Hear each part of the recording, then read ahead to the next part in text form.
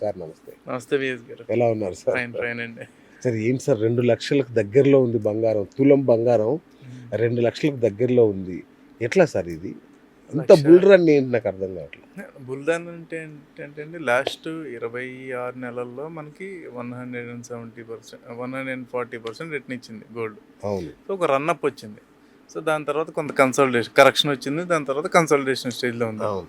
So, ఇప్పుడు last మనం 20 months చూస్తే మార్కెట్ 0 రిటర్న్స్. ఏమి ఇవ్వలేదు. అవును. సో, సో డెఫినెట్‌గా మనకి ఫోకస్ అంతా గోల్డ్ వైపు షిఫ్ట్ అయింది. ఓకే. సో, గోల్డ్ అనేది ఏంటంటేనండి ఎప్పుడు కూడా హెడ్జింగ్. అంటే మన విలువని ఎప్పుడైతే మనకు రూపాయి విలువ ఆర్ కరెన్సీ విలువ పడిపోతున్నప్పుడు ప్రతి దేశం కూడా దాన్ని ఎడ్జి చేసుకోవడానికి పెట్టుకునే ఒక instrument. Right. Correct. So, gold అనేది ఖచ్చితంగా రన్అప్ వస్తుంది. మనం డేటా చూసినా కూడా అంటే మనం లాస్ట్ 100 ఇయర్స్ డేటా తీసుకున్నా, లాస్ట్ 25 ఇయర్స్ డేటా తీసుకున్నా, లాస్ట్ 10 ఇయర్స్ డేటా తీసుకున్నా కూడా కన్సిస్టెంట్గా గోల్డ్ పెరుగుతూనే వచ్చింది. అంటే గోల్డ్ అంటే మన కంపారిజన్ విత్ S&P 500 మన మార్కెట్తో తీసుకోకూడదు. ఓకే. మన S&P 500తో తీసుకున్నప్పుడు ఖచ్చితంగా ప్యారలల్గా అది ఎలా పెరుగుతుందో గోల్డ్ కూడా అలాగే పెరుగుతూ వచ్చింది. కాకపోతే కొంత టైం కరెక్షన్స్ వచ్చినాయి, లేకపోతే కొంత టైం హోల్డ్ అయింది ప్రైస్ తప్ప కంటిన్యూస్గా గోల్డ్ పెరుగుతూనే ఉంది. సో, ఇప్పుడు మనకి highest all time high rich అయినాక కొంత కరెక్షన్ వచ్చింది. ఇప్పుడు మళ్ళీ కన్సాలిడేషన్ ఫేజ్లో ఉంది. సో, ఏంటంటే ఎందుకు కరెక్షన్ వచ్చిందంటే మనకి ఫారిన్ రిజర్వ్స్ ఏదైతే ఉన్నాయో ప్రతి దేశానికి ఫారిన్ రిజర్వ్స్ డాలర్స్ రిజర్వ్స్ ఉంటాయి కాబట్టి అంటే మోస్ట్లీ ఫారిన్ డాలర్స్ రిజర్వ్స్ అనేది ఇంపోర్ట్ చేసుకునే కంట్రీస్ ఎక్కువ మెయింటైన్ చేస్తాయి. అంటే ఇంపోర్ట్స్ ఎక్కువ చేసుకునే కంట్రీస్ క్రూడ్ కానీ ఎక్కువ చేస్తాయి. సో, ఎప్పుడైతే మనకు క్రూడ్ ఆయిల్ పెరిగిందో అంటే $60-70 ఉన్న క్రూడ్ ఆయిల్ $110కి రీచ్ అయినప్పుడు almost 50% rise in the price. అంతే కదా. సో, 50% ఎక్స్ట్రా వాళ్ళు పే చేయాలి. సో, 50% ఎక్స్ట్రా డాలర్స్ వాళ్ళు పే చేయాలి. సో, అలా పే చేయాల్సి వచ్చినప్పుడు వాళ్ళ దగ్గర ఉన్న ఆల్టర్నేట్ ఏంటి, డాలర్స్ రిజర్వ్స్ మెయింటైన్ చేసుకోవడానికి వాళ్ళ దగ్గర ఉన్న గోల్డ్ కొంత లిక్విడేట్ చేయటం. సో, అలా కొన్ని కంట్రీస్ రీసెంట్గా కొంత లిక్విడేట్ చేసింది. టర్కీ కొంత చేసింది, కొంత రష్యాలో కూడా కొంత జరిగింది. అంటే నాట్ మేజర్ పోర్షన్, కొంత మైనర్గా కొంత లిక్విడేట్ చేయాల్సి వచ్చింది. అప్పుడు ఇంటర్నేషనల్ మార్కెట్లో కొంత సెల్లింగ్ వచ్చింది. సో, అది కొంత ప్రైస్ సర్జ్ అవ్వడానికి. సో, మనం ఏంటంటేనండి ఈ గోల్డ్ అనేది ఇంటర్నేషనల్గా ఏం జరుగుతుంది అనేది అంటే గోల్డ్ బయింగ్ కంటిన్యూస్గా జరిగింది 3 సంవత్సరాలు. లాస్ట్ 3 నెలల నుండి ఎప్పుడైతే మనకి ఈ హార్మోజ్ ఇష్యూ వచ్చిందో, క్రూడ్ ఆయిల్ పెరిగిందో కొంత టెంపరీ సెల్లింగ్ వచ్చింది. సో, దానివల్ల కొంత ప్రైస్ కరెక్షన్ అయింది. ఓకే. రైట్. ఇంకొకటి ఇదే టైంలో చూస్తే ప్రపంచ బ్యాంకులు కానీ లేదంటే చైనా, రష్యా లాంటి దేశాలు కానీ టన్నుల కొద్ది బంగారాన్ని కొంటున్నాయి. మన ఇండియా కూడా కొనే ప్రయత్నం చేస్తుంది. ఎందుకు అంతగానో?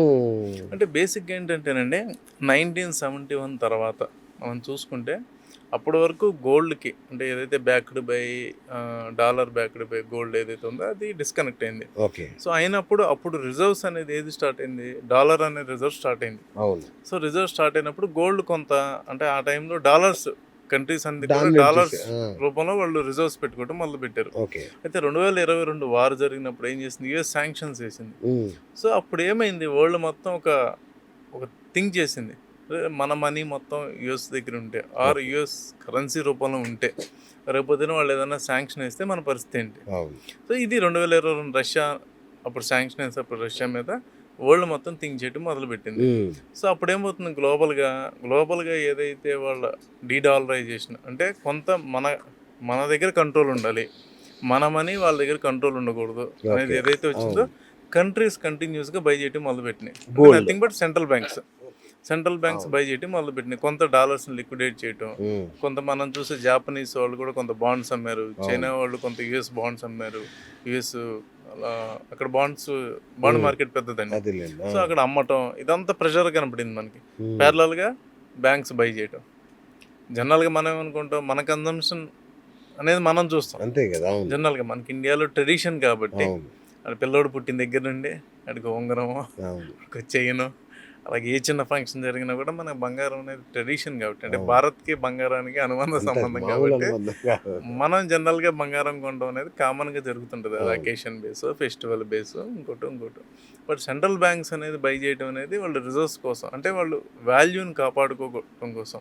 అంటే బంగారం అంటే ఏంటంటే మన రూపాయి వాల్యూని కాపాడుకుంటాం. ఏ కంట్రీకైనా సరే, అది ఏ కరెన్సీ అయినా సరే డిప్రిషియేట్ అవుతున్నప్పుడు ఆ కరెన్సీకి ఒక ఎడ్జింగ్ అనేది బంగారం. ఓకే. సో బంగారానికి ప్రాంతీయత లేదు. ఓకే. బంగారానికి కరెన్సీతో సంబంధం లేదు. హ్మ్. బంగారానికి దేశాలతో సంబంధం లేదు. అవును. సో ఆఫ్ బంగారం కోర్స్. అనేది కామన్‌గా ఉండేటువంటి ఒక హెడ్జింగ్ ప్రొడక్ట్. అవును. అంటే ఇది ఇప్పుడే ఉందా? 5000 సంవత్సరాల నుండి మనం చాలా తీసుకున్నప్పుడు అవును. పర్షియన్స్ తీసుకున్నా, రోమన్స్ తీసుకున్నా, బ్రిటిషర్స్ తీసుకున్నా, మన ఎవరైనా ఇండియన్ బంగారం. కల్చర్‌లో అవును. కంటెక్స్ట్‌లో ఉన్నటువంటి రాజులు తీసుకున్న ప్రతి ఒక్కళ్ళ దగ్గర బంగారం అనేది అవును. కామన్. బంగారాన్ని రిజర్వ్ కింద పెట్టుకుని ఉన్నదే. రైట్. సో మన కొత్త ఏం కాదు. ఇప్పుడు సెంట్రల్ బ్యాంక్ స్టార్ట్ అయినాయి కొత్తగా. ఓకే. రైట్. అంటే ఇప్పుడు ఆ డీడాలరైజేషన్ అనేది ఒక ట్రెండ్. హ్మ్. చాలా రోజులుగా నడుస్తుంది ఇది. డాలర్ విలువ అంటే డాలర్ మీద డిపెండ్ అవ్వకూడదనేది. హ్మ్. దానికోసమేనా ఈ బ్రిక్స్ దేశాలు ఇవన్నీ బంగారం అంటే ఇంతగా ఇక్కడ కొనేది? రెండండి. ఒకటి మన అంటే డాలర్ రూపంలో వాళ్ళు ప్రిజర్వ్ చేసుకోవద్దు అనేది అవును. ఒకటి. అవును. యెస్. ఓకే. ఆ! రెండోది ఏంటంటే యూఎస్ కూడా తను డాలర్‌ని కొంత డీవాల్యూ చేసుకోవాలనుకుంటుందండి. ఎందుకంటే వాళ్ళ మ్యానుఫ్యాక్చరింగ్ అంటే వాళ్ళ జీడీపీ మొత్తంలో మ్యానుఫ్యాక్చరింగ్ కాంట్రిబ్యూషన్ ఎంత అని చూస్తే 10%నండి. ఓకే. సో మొత్తం ఔట్ సోర్సింగ్ చేశారు వాళ్ళు లాస్ట్ 50 ఇయర్స్‌లో. ఎప్పుడైతే అవును. వీళ్ళు అవును. 71 తర్వాత ఈ డెసిషన్ తీసుకున్నారో హ్మ్. ఒక 50 ఇయర్స్ నుండి మొత్తం కూడా వాళ్ళు ఐటీ సర్వీసెస్ అయితే ఇండియా, హ్మ్. అలాగే మనకి గార్మెంట్స్ అయితే వేరే కంట్రీ, ఇంకోటైతే ఇంకో కంట్రీ, అవును. ఇలా వాళ్ళు అవుట్ సోర్సింగ్ చేసుకున్నారు. సో అవును. వాళ్ళ జీడీపీ ఇప్పుడు వాళ్ళేమంటున్నారు, మేము కూడా మ్యానుఫ్యాక్చరింగ్ ఎక్స్పాండ్ చేసుకోవాలి. హ్మ్. ఎక్స్పాండ్ చేయాలి అంటే వాళ్ళ డాలర్ వాల్యూ వాళ్ళది కూడా తగ్గాలి. ఓకే. ఎందుకంటే వాళ్ళ డాలర్ వాల్యూ స్ట్రాంగ్ అయ్యే కొద్దీ వాళ్ళ ప్రొడక్షన్ కాస్ట్ పెరుగుద్ది. అవును. సో అంతేగా. ప్రొడక్షన్ కాస్ట్ పెరిగితే దాన్ని అమ్మేటప్పుడు కాంపిటేటివ్ కంట్రీస్ లైక్ ఇండియాను, చైనా, అంటే మనకి అవును. మనం కొంచెం బెటర్, అవును. మనకన్నా ఇంకొంచెం బెటర్ చైనా. అవును. సో వీళ్ళతో మరి వాళ్ళు ఎలా కాంపిటేట్ చేయగలరు? సో యూఎస్ కూడా తన కొంత మ్యానుఫ్యాక్చరింగ్ పెంచుకోవాలని చూస్తుంది కాబట్టి డాలర్ వాల్యూ వాళ్ళు కూడా కొంచెం స్లో డౌన్ చేయాలనేది వాళ్ళ ఆలోచన కూడా ఉంది. Okay. At the same time countries కూడా ఈ డిపెండెన్సీ వద్దు మనకి హ్మ్. యెస్. అనేది కూడా వాళ్ళు కూడా థింక్ చేస్తున్నారు. రైట్. ఇప్పుడు అంటే ఏదైతే ఈ జియో పొలిటికల్ క్రైసిస్ ఏదైతే ఉందో అది గానీ, మిడిల్ ఈస్ట్ గానీ, ఇవన్నీ క్రైసిస్ గానీ, వీటికిను మన హైదరాబాద్‌లో గోల్డ్ రేట్ పెరగడానికి ఏంటి డైరెక్ట్ అసలు ఏ కనెక్షన్? సంబంధం లేదండి. అది నాకు అర్థం ఏ కాలా. అంటే సంబంధం లేదు. సామాన్యుడికి కూడా మీకు లేదు. ఏ అర్థమయ్యేలాగా. సంబంధం, అది బులియన్ రేట్ వేరు. ఆ! మనకి సిటీ టు సిటీ కొంత ప్రైస్ చేంజ్ ఏదో అవును. ఉండొచ్చు ఉంటుంది అది. కానీ అవును. అక్కడ క్రైసిస్‌కి మనకేం సంబంధం లేదండి. ఇంటర్నేషనల్ మార్కెట్‌లో ఏ కంట్రీ ఆ కంట్రీ బై చేస్తూ ఉంటది. హ్మ్. రైట్? సో మనం కొన్నా కొనకపోయినా వేరేవాడు కొంటాడు కంట్రీ. ఓకే. సో మనం 600-800 టన్స్ కొంటాం పర్ ఇయర్. అవును. ఆ! అలాగే చైనా తీసుకుంటుంది, అలాగే రష్యా కొంటుంది, హ్మ్. అలాగే టర్కీ తీసుకుంటుంది, అలాగే యూఎస్ కొంటది. సో ప్రతి కంట్రీకి ఉంటుంది కదండి. మనం అవును. కొన్నా కొనకపోయినా హ్మ్. సంబంధం లేదు. అంతే. ఇంకోటి మనకొచ్చే ఏదైతే కన్జంప్షన్ ఉందో, మన ఇంటర్నల్ కన్జంప్షన్ ఏదైతే ఉందో దాని మీద కూడా డిపెండ్ అవ్వదు. ఓకే. ఓకే. మన రిజర్వ్ బ్యాంక్ ఉంటది. అవును. దేశానికైనా, వ్యక్తికైనా ఇన్సూరెన్స్ గోల్డే.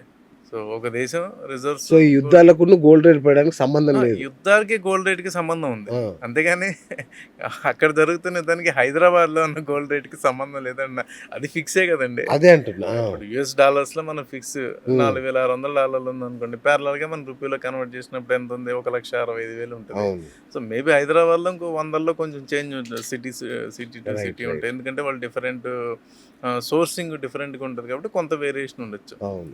సో అట్లా not only Hyderabad, right. Rate స్టాండర్డే కదా. That's what. అంటే నేను జస్ట్ ఒక పాయింట్ లాగా చెప్పా హ్మ్. హైదరాబాద్ హ్మ్. అనేది. హ్మ్. ఆ యుద్ధానికి దీనికి లింక్ ఉందా అనేది నా డెఫినెట్‌గా ఉద్దేశం. ఉంటది కదండీ. ఎగ్జాక్ట్‌లీ. జియోపొలిటికల్ టెన్షన్స్‌లో హ్మ్. డెఫినెట్‌గా హ్మ్. ఆహ్, గోల్డ్ రేట్ ఇంపాక్ట్ అనేది గోల్డ్ మీద ఎప్పటికప్పుడు ఉంటది. ఇంపాక్ట్ పడుతూనే ఉంటది. ఉంటుంది. అందుకనే అండి మారుతూ ఉంటది. ఇప్పుడు అందుకనే మనం కరెక్ట్. 1 ఇయర్ బ్యాక్ సినారియో చూసినప్పుడు 1 ఇయర్ బ్యాక్ ఉన్న జియోపొలిటికల్ కండిషన్స్ వేరు. అప్పుడు వార్ అవును. లేదు, ఏం లేదు. ఏం లేదు అప్పుడు ఒక కదా! Different story.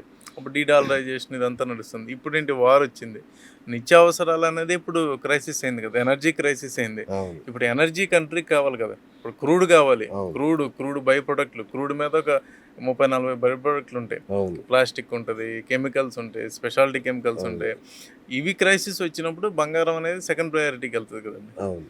ఫస్ట్ ఎకానమీ నడవాలి కదా. అవును. సో అక్కడ కొంచెం అవసరమైతే వాళ్ళు అమ్ముతారు. మళ్ళీ కొంచెం ఎకానమీ సెట్ అయినప్పుడు మళ్ళీ గోల్డ్ బై చేస్తారు. సో నా దగ్గర ఇక్కడ 2 విషయాలు గమనించాలండి. డీడాలరైజేషన్ అంటే డాలర్ ఉండదని కాదు. హ్మ్. Transitions will be in the dollar. Okay. Right. Transactions అన్నీ కూడా డాలర్స్‌లో జరుగుతాయి. హ్మ్. కానీ నా దగ్గర ఎక్సెస్ మనీ ఉంది. ఎక్సెస్ డాలర్స్ వచ్చినప్పుడు నేను డాలర్స్‌లో కీప్ చేయను. హ్మ్. నేను బంగారంలో కీప్ చేసుకుంటా. ఓకే. నా ట్రాన్సాక్షన్స్ అన్నీ డాలర్స్‌లో జరుగుతాయి. నాకేదో ఒక 100 బిలియన్ ఉంది నా దగ్గర ఎక్స్ట్రా వచ్చిన ప్రాఫిట్. అవును. దాన్ని నేను ఇదివరకు ఏం చేసామండి, డాలర్స్ రూపంలో పెట్టుకున్నాను రిజర్వ్ కింద. ఇప్పుడు దాన్ని నేను బంగారంలోకి మార్చుకుంటాను.